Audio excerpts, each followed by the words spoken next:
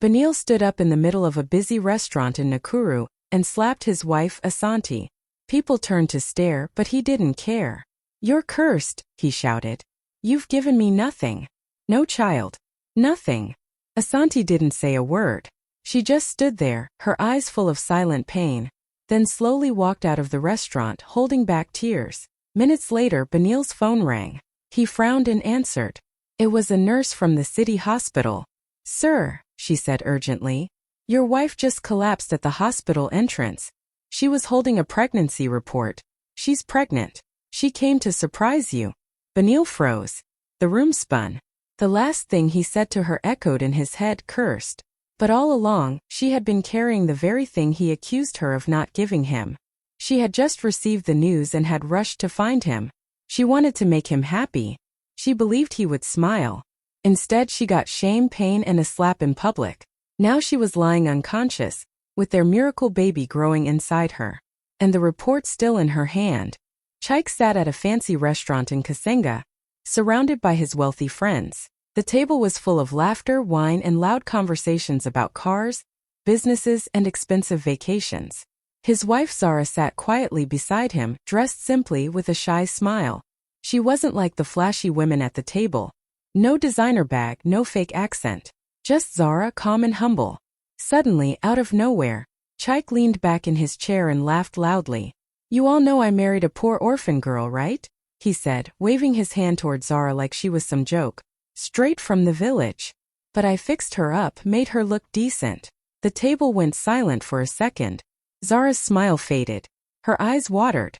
"Chaik," she whispered, but he just kept talking. "She should be grateful I even brought her here." Zara didn't say another word. She quietly stood up, wiped her tears, and walked out of the restaurant. A few minutes later, Chaik's phone rang. He answered casually, still laughing with his friends. But the voice on the other end made him sit up straight. "Mr. Chaik, this is Mr. Bako, the owner of this restaurant. I believe your wife just left." Chaik blinked. "Yes. Why?" The man's voice was calm but firm. "She's my daughter. I adopted Zara when she was a little girl. I raised her like a princess, but she never liked to show off. She wanted a simple life. She chose you. But after what I just witnessed through the security cameras, I'm truly disappointed." Chaik's mouth went dry. "Wait, you're?" "Yes," the man continued. "And everything you think you own, the house, the car, your job at the bank, it was all part of her father's quiet support. You married a queen and treated her like a beggar. And now I'm pulling it all back." Chaik looked around the table, his friends now staring at him in awkward silence. His phone slipped from his hand. Just like that, everything was gone. And the poor orphan girl he mocked? She walked away with more dignity and strength. The cafe in Bala was filled with soft music and quiet chatter. But suddenly, all of that stopped when Saifo stood up and shouted, "You stole from me, Lulu." People turned to look. His wife Lulu sat frozen, her eyes wide with shock. Before she could even speak, Saifo picked up a glass of water and threw it in her face. The whole cafe gasped. "You've been sneaking my money," he barked. "Don't think I haven't noticed. You're just pretending to be innocent." Lulu didn't say a word. She sat there, water dripping from her face, her cheeks burning with shame. She didn't defend herself. She didn't cry. She just slowly stood up, wiped her face with the edge of her dress, and walked out, quietly with her head held low. Moments later, as Saifo was still fuming at the table, his phone rang. He sighed and picked it up. "Hello." "Hello, sir," came a warm voice. "This is Pastor Tembo from the Mbala orphanage. I just wanted to say thank you again. Please tell your wife that her latest donation came through today. Thanks to her, the 12 children we care for will eat well this week. And the school fees, she paid for all of them." Saifo blinked. What donation?" "She's been sending us money every month," the pastor continued. "Even when we told her she didn't have to. She said it was from her sewing business, that tiny shop by the bus stop. We know she doesn't earn much, but she always gives. God bless her heart." The phone nearly dropped from Saifo's hand. He sat in silence, his mouth slightly open, while the cafe sounds returned around him. All this time, the money he thought she stole, it wasn't even his. It was hers. The few coins she made with her hands, sewing late into the night while he slept, patching clothes for strangers, saving every little bit. She had been giving it to children who had no one. Children she didn't even know. And now she was gone. Humiliated in public, shamed by her own husband, for something she never did. Saifo realized too late.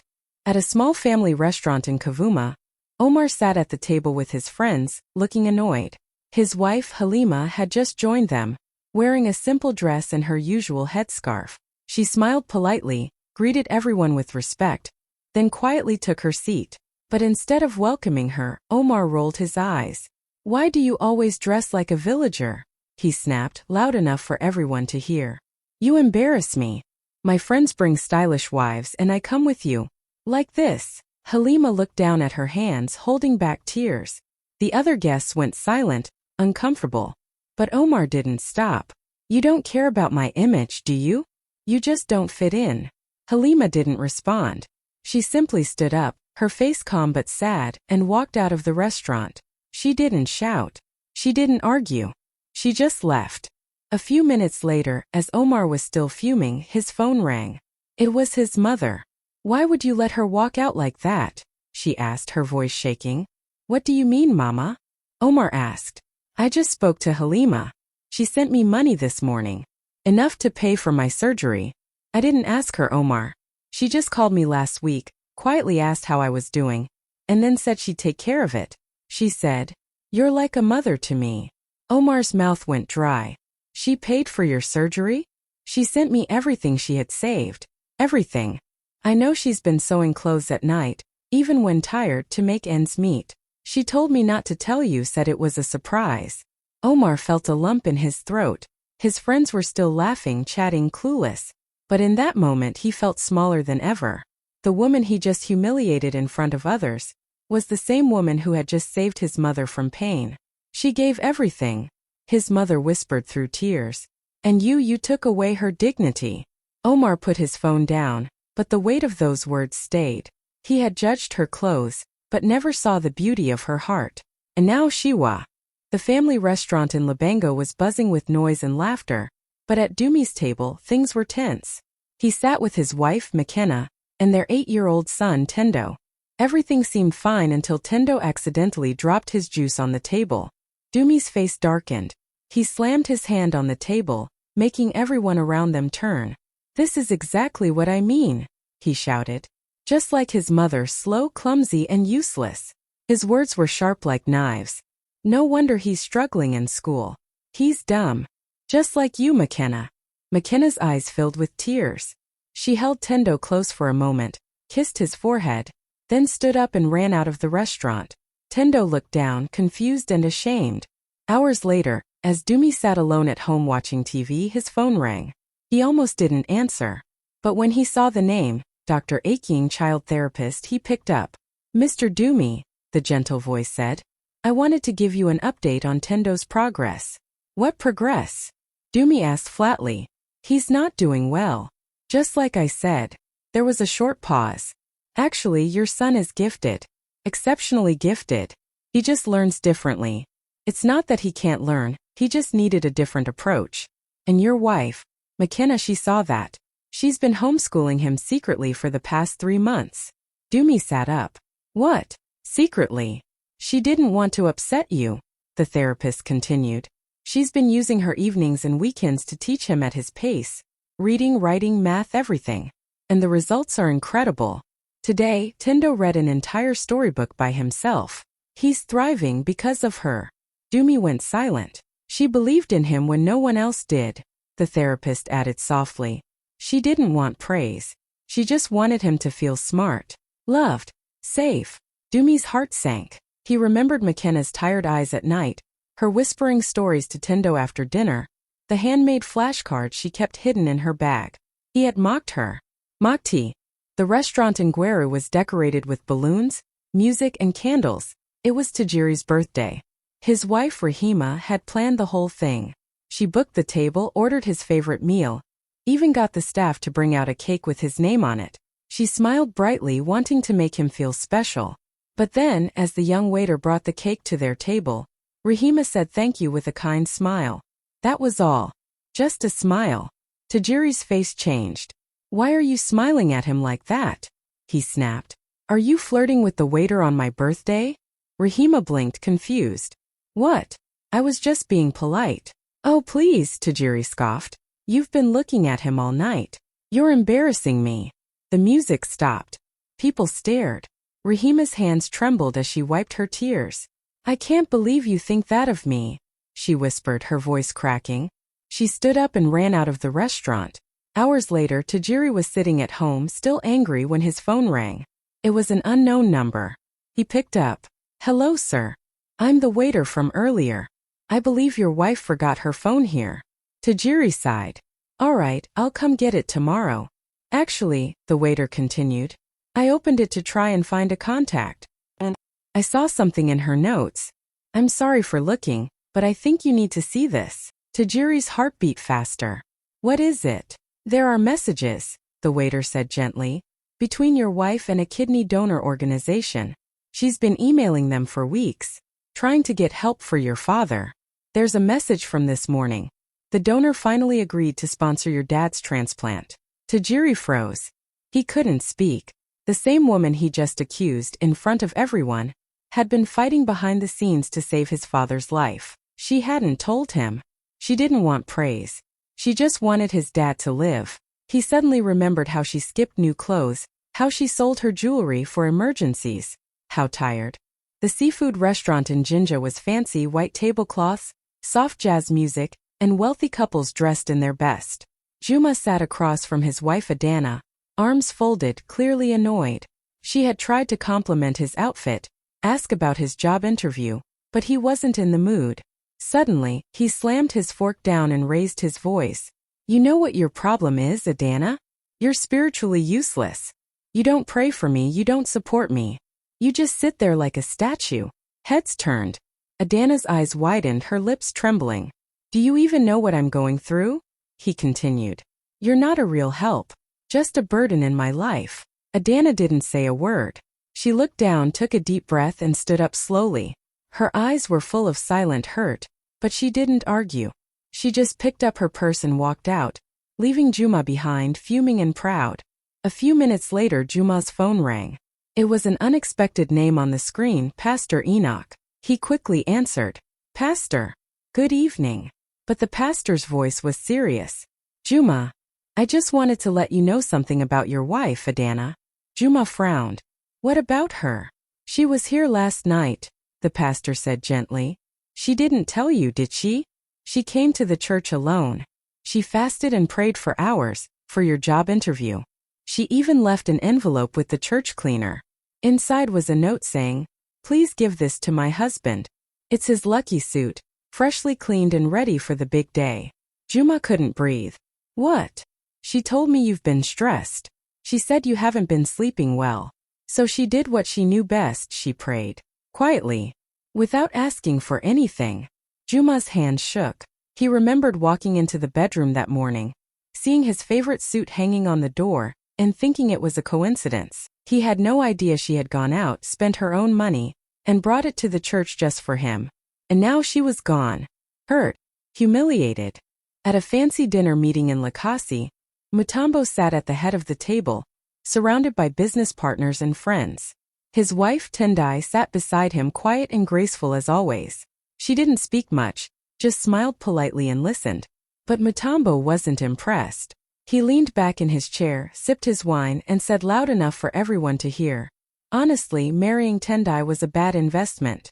The table went silent. Some people awkwardly laughed, thinking it was a joke. But Mutombo continued. She's just a nobody. No connections, no big family name. I should have married someone with status. Tendai's face didn't change. No tears. No argument. She simply placed her napkin on the table, stood up, and walked away with quiet dignity. Mutombo shrugged and kept talking like nothing happened. But minutes later his phone buzzed. Unknown number. He answered without thinking. Hello. Good evening, Mr. Mutombo, a firm voice said. This is Advocate Chisulo. I'm calling on behalf of Mrs. Tendai Mutombo. Mutombo straightened. What? My wife. Actually, the lawyer corrected. Soon-to-be ex-wife. The divorce papers are ready. She's decided to walk away from the disrespect. Mutombo's smirk faded. Excuse me. There's more, the lawyer continued calmly. The house you live in, and the land you recently built your guest house on, they're both registered under her name. All legally documented. She used her inheritance quietly years ago to buy and develop them. You didn't notice because she trusted you. But now that trust is gone. Mutombo was speechless. And one more thing, the lawyer added. She won't fight you. She just wants peace. But you should start looking for a new place to stay. Mutombo sat frozen. The woman he had just embarrassed in front of everyone, called a nobody, was the very reason he had anything to brag about. The house, the land, the comfort, all hers. All given to him out of love. And he threw it away with one cruel sin. At a beautiful hotel restaurant in Choma, Zubri sat across from his wife, Ao. The dinner was meant to be relaxing, but instead, Zubri's voice grew louder with every word. You know what your problem is? He said, shaking his head. You're just sitting at home all day doing nothing. You don't even have a real job. You're only good for cooking. Ao blinked slowly, stunned. Zubri, why would you say that in public? Because it's the truth, he snapped. Look at the other wives, they're out there working, making moves. And you? Just making stew and folding clothes. People nearby turned their heads. Ao didn't cry. She didn't argue. She just picked up her bag, stood up quietly, and walked out of the hotel restaurant with her dignity still shining brighter than the chandeliers above.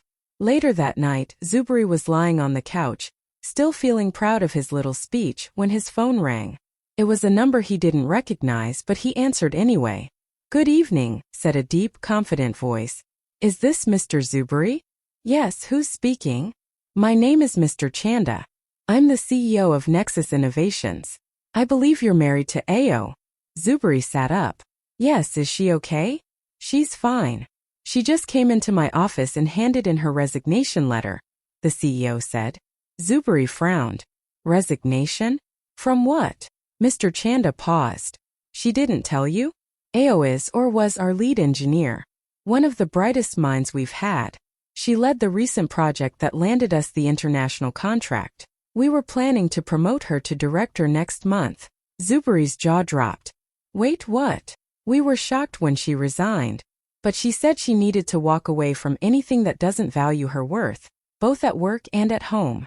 I didn't fully understand what she meant. Until now. Zubri sat there in silence, heart pounding.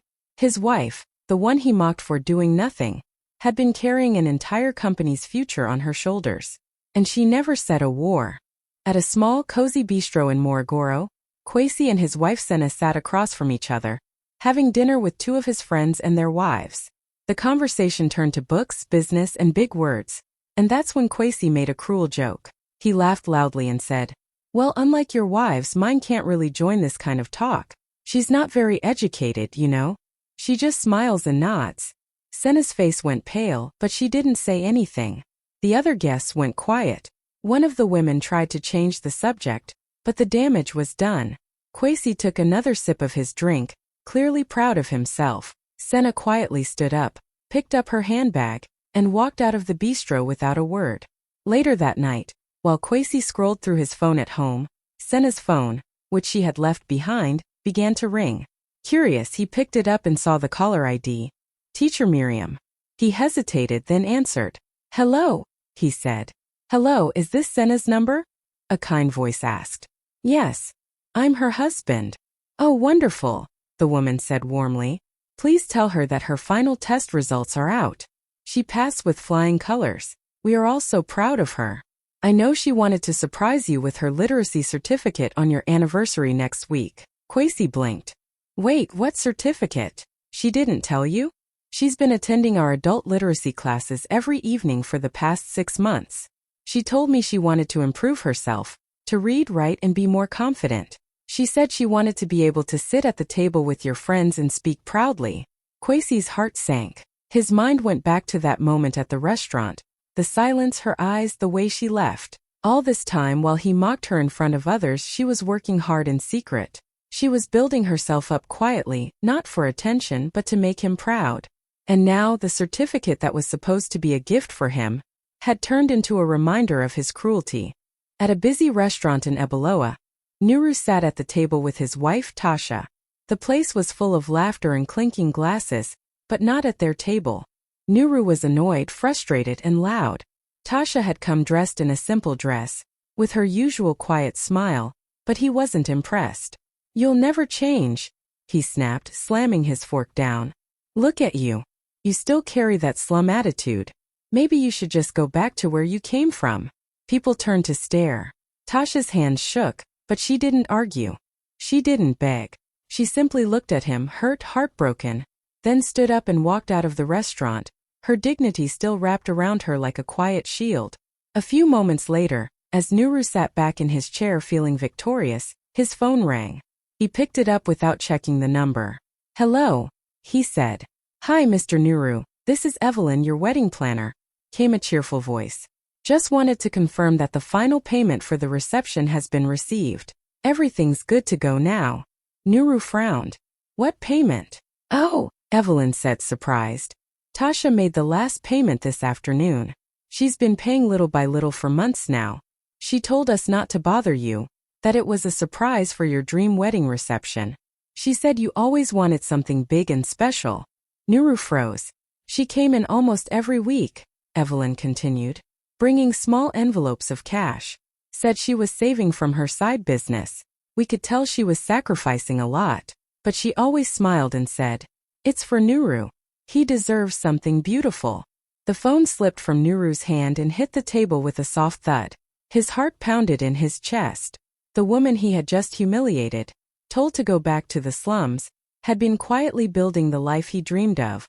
She had saved every coin, skipped meals, sold jewelry, all to give him the celebration he wanted. He had mistaken simplicity for worthlessness. At a lively dinner party in Munsa, laughter filled the room as friends and couples shared jokes and stories. But at one corner of the long table, Babajid was busy tearing down his wife, Ifyunanya. She had come dressed in her favorite wrapper and a soft headscarf, smiling and cheerful, happy to be by his side. But Babajid wasn't impressed.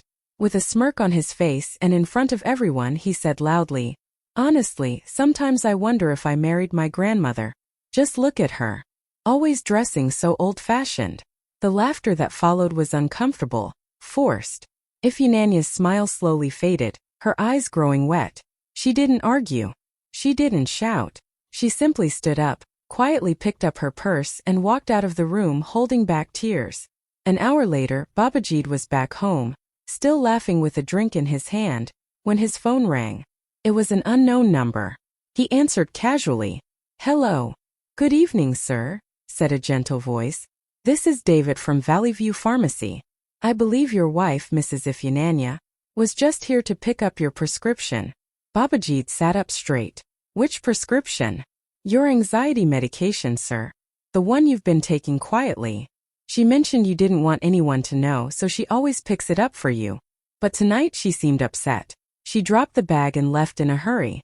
We just wanted to make sure everything was okay." Babajid's chest tightened. "She came for me?" "Yes," the technician said. "She's been coming here for months now. Always polite, always kind. She told us how much you've been struggling lately. She even cried once, saying she wished she could take the pain for you." Babajid felt like the walls were closing in.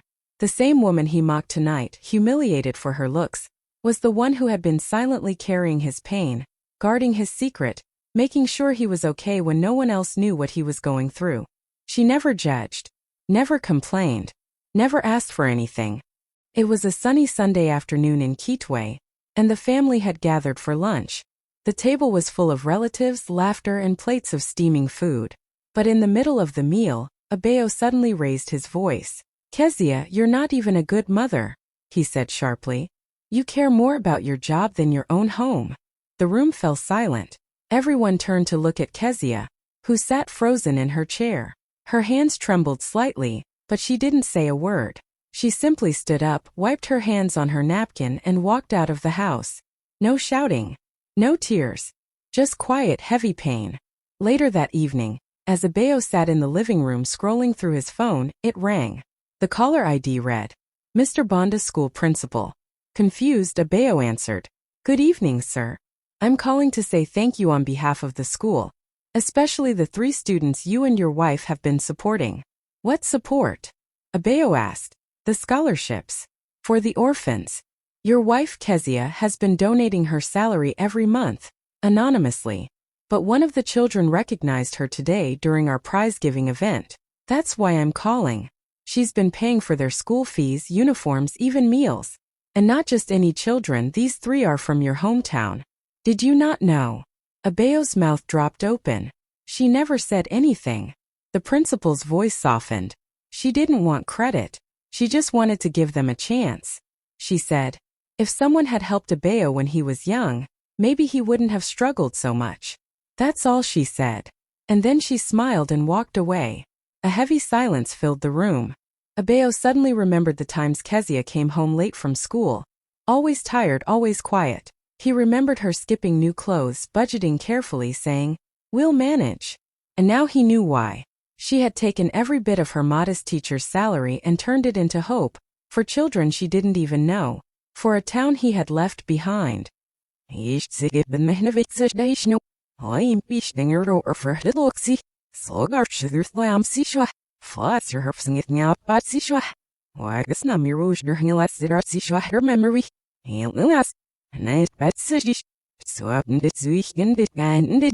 Ngesta wil auch nicht behemelas, der sich hinet macht sie. Ngethir wegen zu labetsart sie hau macht sie la. Sehr namse. Flo macht sie. Heel snide no for the winam. Nezor fungi vixer as of sense birds on you. Snell I brauch germmen in middle of looking over my very face. Macht nicht such mich get up. Der auf bewirken her snoida. Stede die schau nu ich. Spats rachsinam. Ja für uns da hilft ja sich durch. Spanish nemist an lochter wheel. Heel simon on it, I'm Mr. All litter of snarfstish. Say, farewell, stew, snail winum, hamilas. Man, they're not nice goes dividend nimmer for me, is a give met sister other gersti. And room sit like a sense of breach knit him, this off but sure all lumber from Mixton Opsage you. That's her gabit. When I'm similar, gab zimmer flock, but near sit billy. Aaron wopsy, far the sharp dartion and elves it, but soon I'm set her tail sin him. Staat neisnen gitter, dwaat kaune par het ziel auch geschnit. Hernet drioosnit. Derp so wish je was dit. Hoi amst vast wegen it. Snem wammer of night belemelas. Snel as snel will be dit then over vet. Snel we're freeing all of we geld gat wish nicht. Hem is er ibnuri. Fancy. Staat er do wish do well. Daar nurst safe sinam. Herd over net. Seal nickish lurk dit such. That's net lam seal nesdish. Hemelas is nurst dirty wouldn't. We nemen as mediatsen af en your rots valworth. Brashed sarf duist there's nerf sinam. Such it was nipskingerig. So be it news die biel fricht wooms er do. Because we be auch net this help schilachting it elk fast. Snagel at zelf but. Hemelas fjouws immer sargrat sinam. Wab mit nar cherry snafet. At a cozy restaurant in McKinney, the table was set beautifully for their anniversary dinner. Candlelight flickered, soft music played, and everything looked perfect, except Enzi's mood. He sat across from his wife, Malika, frowning. You know what hurts the most? He suddenly said, loud enough for others to hear. You never contribute anything. I do everything while you just sit at home. Malika looked at him with wide eyes, hurt flashing across her face. She didn't argue. She didn't cry. She just picked up her purse, stood up slowly, and walked out of the restaurant, holding back the tears forming in her eyes. A few minutes later, as Enzi sat stewing in his anger, his phone rang. It was their driver. Sir, the driver said. Madam left in a hurry and forgot something in the car. Also, I wanted to tell you something. Enzi sighed.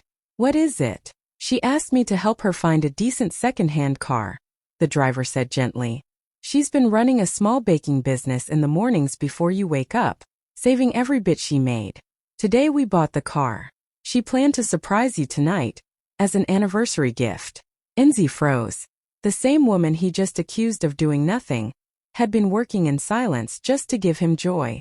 He looked at the empty chair across from him, and for the first time he felt what silence really sounded like: regret.